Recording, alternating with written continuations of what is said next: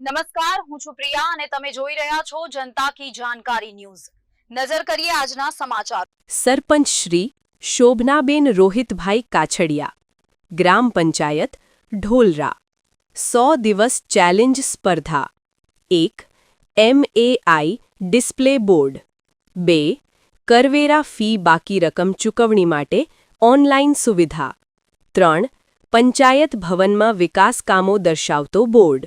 4. Citizen charter board. 5. Panchayat ભવનમાં CHCની સુવિધા। 6. ગ્રામસભાનો પોર્ટલ પર અપલોડ કરતો ફોટો વિડિયો। 7. બાલસભા પોર્ટલ પર અપલોડ ફોટો વિડિયો। 8.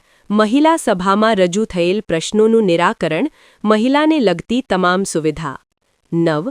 પાણી સમિતિ બેઠક।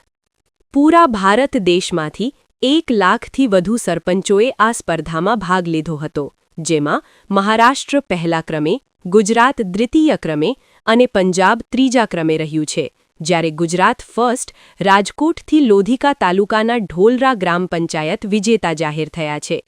ત્યારે ગુજરાતનું અનોખું ગૌરવ વધ્યું છે, જ્યારે ઢોલરા ગામનું નામ રોશન થતાં ઢોલરા ગામના લોકોએ ખૂબ આનંદની લાગણી વ્યક્ત કરી હતી અને સરપંચ શોભનાબેનને શુભેચ્છા ધન્યવાદ પાઠવ્યા હતા।